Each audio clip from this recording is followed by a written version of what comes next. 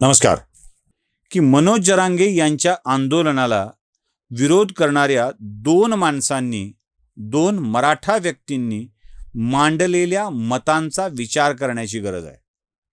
माझं मनोज जरांगे यांना एक सांगणं आहे. आपल्याबद्दल लोकांच्या मनात आदर आहे, प्रेम आहे, विश्वास आहे.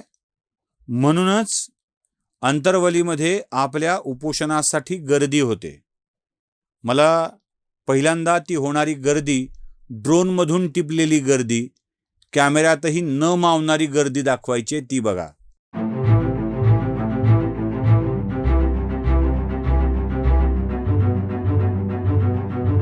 आता एवढ्या सगळ्या लोकांचा विश्वास तुमच्यावरती असल्यावर या विश्वासाचा गैरफायदा घेणारे कोणी गडबड तर करत नाहीत ना, याचा विचार केला पाहिजे. त्यामुळं अजय बारसकर, हरिभक्तीपरायण अजय बारसकर महाराज आणि आपल्या खुनाच्या कटात अटक झालेला आरोपी अमोल खुणे या दोघांच्या बोलण्याकडे लक्ष द्यायला हवं. लक्षात घ्या, अमोल खुणे आरोपी आहे, त्याला शिक्षा झालेली आहे, म्हणून तो बोलत असलेले मुद्दे चूक आहेत असं ठरत नाही. एखादा गुन्हेगार सत्य बोलत असेल तर ते सत्य मानलं गेलं पाहिजे. म्हणून अमोल खुणेंच्या मुद्द्याकडं गांभीर्यानं बघण्याची गरज आहे. मनोज जरांगे यांच्यासारखंच कडक उपोषण अमोल खुणे त्याच परिसरामध्ये करतोय. रखरखत्या उन्हात, तापलेल्या मातीत, ढेकळात, उघड्या अंगाने जमिनीवर बसून त्याचं आंदोलन सुरू आहे. तिथेही अर्थात गर्दी कमी आहे, जरांगेंच्या इतकी नाही, पण आहे. त्याचे काही व्हिडिओ आणि फोटोग्राफ्स दोन्ही तुम्हाला दाखवतो. जय शंभूराजे. मी आज मराठा आरक्षणाच्या मुद्द्यावर कडकड उन्हात उपोषणाला बसलोय. शिरते सुद्धा घातलं नाही, डोक्याला काही बांधलं. पाहिलं, या आंदोलनाच्या वेळी अमोल खुणे मांडत असलेले मुद्दे तुम्हाला विचार करायला लावणारे आहेत. त्यांचं म्हणणं आहे की मनोज जरांगे यांना आंदोलनासाठी उद्युक्त केलं जातं आहे. हे कंत्राटासाठीचं आंदोलन आहे. 3 मोठ्या कंत्राटांचा उल्लेख होतोय. एक, फुलंब्रीमधल्या कुण्या एका मोठ्या कंत्राटदाराला पाटबंधारे मंत्री राधाकृष्ण विखे पाटील, जे मराठा आरक्षण उपसमितीचे अध्यक्ष सुद्धा आहेत, त्यांच्या खात्यातून 986 कोटीचं कंत्राट मिळालं. आकडा ते सांगतायत, मला 986 हा फार मोठा आकडा झाला. त्यांना कंत्राट मिळालेलं आहे. हे कंत्राट कोयना धरणातलं कंत्राट आहे. ह्या कंत्राटातले पैसे माणिक मोत्यासारखे उचलणारे हे किशोरवयीन नेते कोण आहेत, त्यांच्या कंपनीला कसं काम मिळालं, याचा खुलासा होण्याची गरज आहे.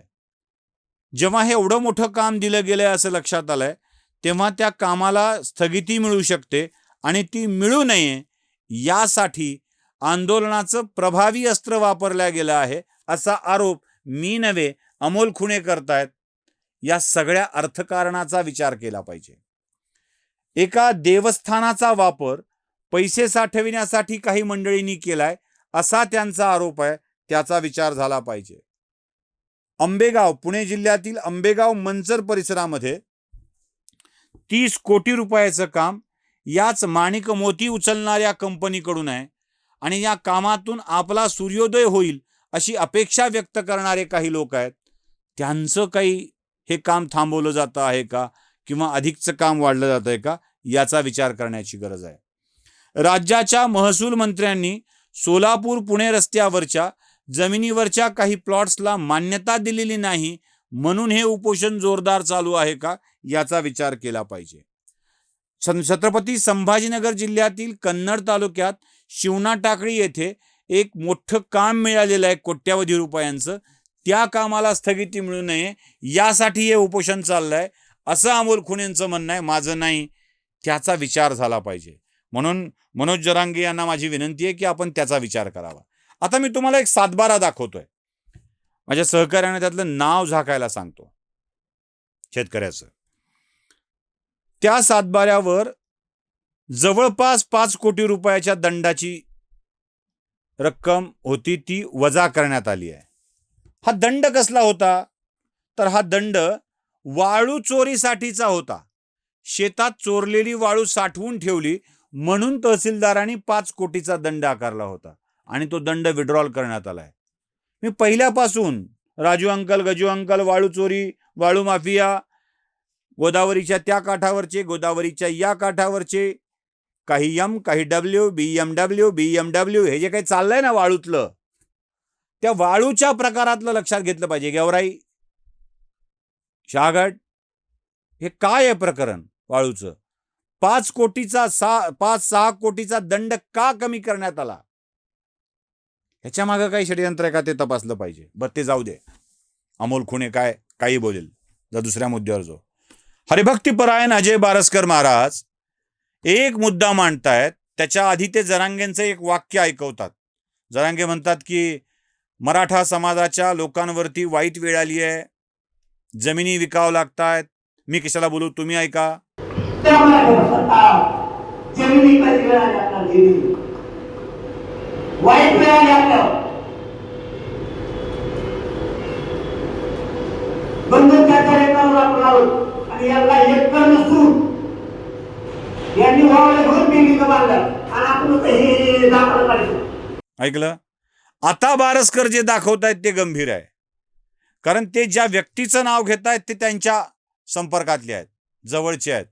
मंत्री संत्री त्यांच्याच घरी भेटतात. उदय सामंत, तिथेच उदय होतो आणि उदय सामंत भेटून गेल्यावर एक मोठी खरेदी होते. ज्याच्या नावावर वंशपरंपरागत 10 गुंठे जमीन आहे, तो माणूस सरळ 27 एकर जमीन विकत घेतो. काय रेट लागला असेल मला माहित नाही. बारसकर तेच सांगतायत, ते ऐका.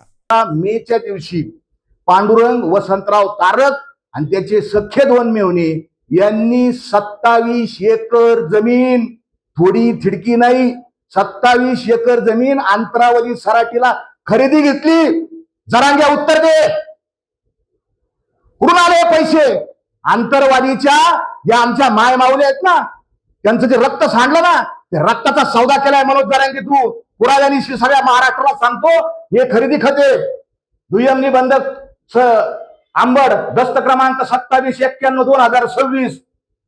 ही जमीन दाखवा. 9 हेक्टर आणि 8 आर देणारे हे सुनील रावसाहेब आंधळे. म्हणजे आंधळ्यांचं तुम्हाला चलत सगळं, रात्रंदिवस त्यांना शिव्या द्यायच्या त्या जातीला आणि त्यांच्या जमिनी चालतात. हा घेणारा बघा, दस्तऐवज करून घेणाऱ्या पक्षकाराचे नाव पांडुरंग वसंतराव तारक. डोळे उघडून बघा आणि त्याचे मेवणे. हा किती जमीन घेतली? ही वरची 9 हेक्टर आणि दुसरी इंडेक्स ही गट नंबर 144 मध्ये 2 हेक्टर 2 आर जमीन आणि घेणारा हा पांडुरंग तारक. बारसकरांचं हे वाक्य गांभीर्याने घ्यायचंच नाही का? म्हणून माझं मनोज जरांगेंना सांगणं आहे की जरा प्लीज या सगळ्या प्रकाराकडं खूप गांभीर्याने घ्या, बघा, तपासा, म्हणजे तुमच्या बऱ्याच गोष्टी लक्षात येतील. नमस्कार. धर्म जागृतीचा विधायक बुरुज